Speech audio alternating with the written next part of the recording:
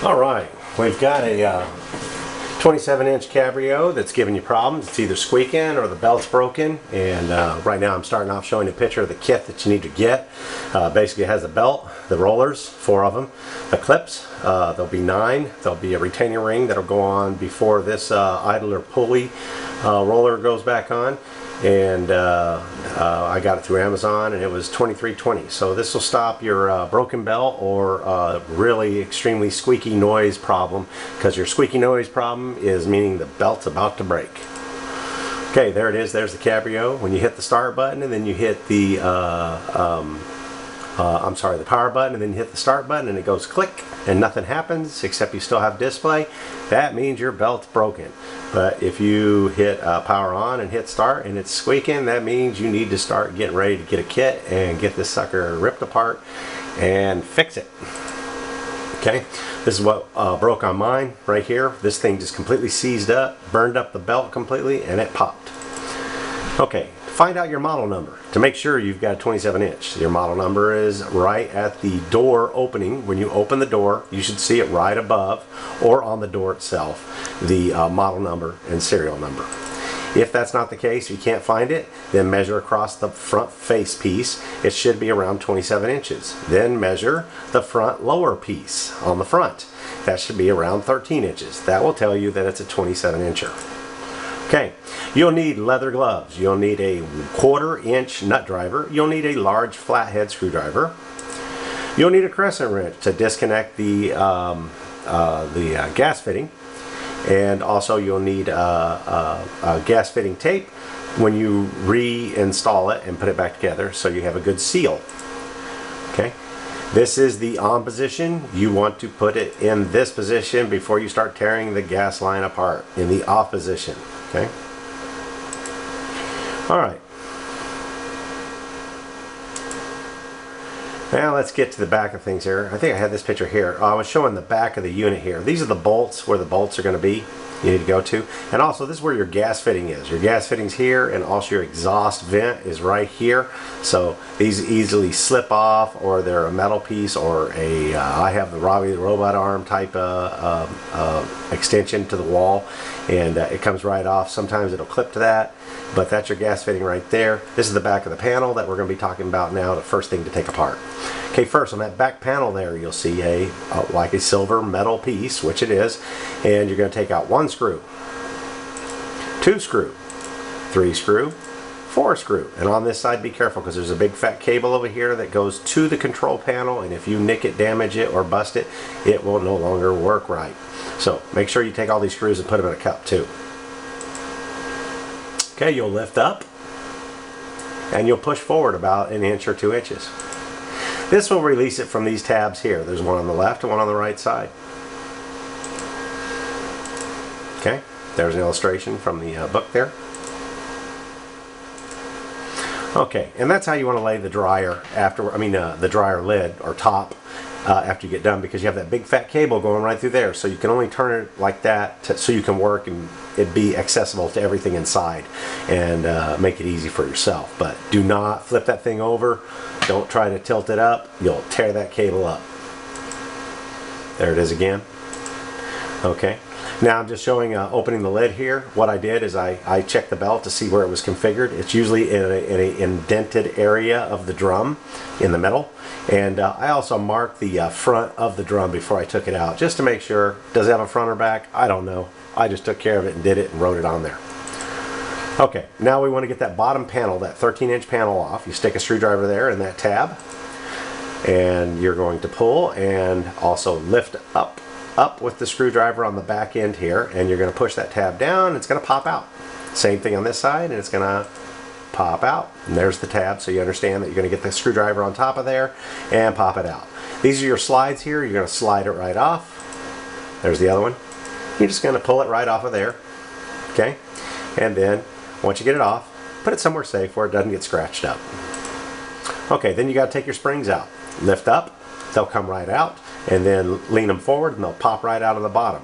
That's the right side, that's the left side. Okay, now you need to disconnect this connector here. It's a squeeze connector, so it's an easy disconnect. Then you have another one on the top left front of the dryer.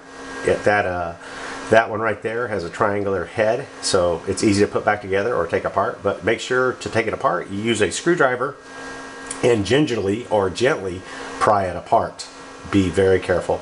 Take your time. Okay, now we've come down here to the lower blower assembly. This blower, it sucks air and it also turns the drum, so it does two jobs, this motor does. So anyway, this is your blower, basically your chamber before it gets to there where the air pulls on the lint, pulls the lint off your clothes and into a filter. And this is the cover you need to take off first. There's 4 bolts to it. Okay, there's one here, and they're all gold. There, there, there. I think I'm pointing too many there. And there. There we go. And there. Okay, so there's 4 in all. 4 gold ones. You can't miss them. Be on the front, take them off. Okay, set that sucker aside and check inside, because mine was impacted with doggone dust all the way to the top. I couldn't believe it. It's disgusting, and it's because my dryer lint filter here was not working correctly. That's what gummed up all my rollers too. All right, now we want to take off the dryer door face area.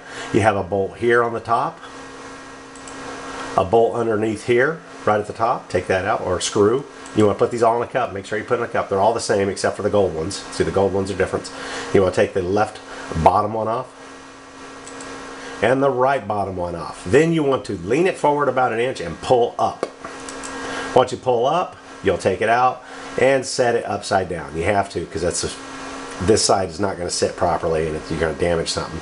So you get this upside down and you have full access to your rollers, your front 2 rollers. Take off the triangular clips. Roll off the rollers, take off the back triangular clip in the back there, and then super clean them suckers up, man, because they're nasty. And clean all around this orifice. There's a picture of what the dryer is going to look like now. Now you have the drum there. That's all you got left to pull out. But you got to make sure that you disconnect this. If the cable is not broken, you want to take it off of here. This will pop down and then slip it off of this drive motor splined shaft. Okay.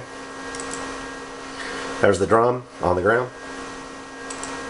Okay, there's the kit again, just to show it to you, and your retainer clips I talked about, and your rollers. Make sure you clean these things with Clorox right here. Clean that shaft good till they're absolutely clean, no hair. I had hair and dust and all kinds of things on those things. Make sure you clean them up good. Then when you put the new ones on, they should roll like a skateboard wheel. Here's the ones inside the unit, the lower left, the center. Same thing, take off the triangle clips with a screwdriver, pull them off, pull off the other triangle clip all the way, and then clean the biscuits out of it. Make sure you clean inside the unit real good. Just clean it all up. Clean that thing up before you can put the new roller. So anyway, make sure you clean up that sucker real good, because that's nasty. So clean it up. And that's what I use, the Clorox wipes on the shafts. Make sure you're really using a lot of them to get it clean. It should be shiny metal by the time you get finished with it. Get all the hair off the grooves, and especially where the triangular tabs go, a lot of hair and gunk gets caught up in there. Okay, next part is here, we see a clean shaft here. We're going to put this in there and slide it on. Then we're going to slide the actually idle or pulley wheel on, and then we're going to put in this groove right here, you will put the clip, and all of them have grooves. The other ones have grooves in the back and the front. This one only has a groove on this side for the triangular clip. Okay, here's the kit again, the triangular clips I keep talking about. Okay, all right, you got 5 rollers in all to install. Okay, showing the belt configuration. The grooves are down towards the drum, the smooth side is out. I want to make sure grooves towards the drum. Okay, you want to make sure that the grooves towards the drum come down and go around the pulley, and the smooth side is facing towards the idler pulley. Then go back around, and the groove side is facing the power shaft itself. The power shaft that actually runs the drum, and also the blower motor or suction motor. Okay, there's another picture over there going around from the drum itself, groove side towards the drum, smooth side around the back side of the idler pulley, and then groove side towards the motor shaft, and then back out. Okay, now we need to reassemble. Once again, you got to put your bolts back in. Okay, and your electrical connections back together. your bottom one, your top one, and this is your dryer door, man. So make sure you put your 4 bolts back in and your 4 connectors back together after you've got everything assembled. And make sure your rollers fit snugly against the drum. Just basically once you get it back in, just hand turn that sucker. You can tell if it's good or not. Okay, reassemble following the previous steps. Okay. After that, once you put your tape, your gas tape on your threads of your fitting in the back there, then you reattach your fitting.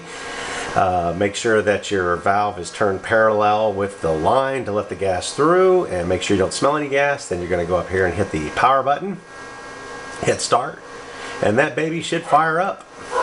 And once it fires up, you should need to think about getting a different lint screen if you had the impacted problem like I had in my unit, or you just need to get a new one because they wear out. Getting pulled out and put back in, pulled out and put back in. These rubber things on the other side just gets worn out. It's a rubber felt type thing. So anyway, I like this company, Think Crucial. I read about them, and so I bought the product, and I've been happy with it so far. It's kind of expensive. It's $18.96. Okay, back to the roller assembly again. I mean, to fix your squeaking noise or a broken belt, it's worth the money. $23.20 and your labor, it's great. So that's it, folks. Good luck. God bless, and we'll see you again.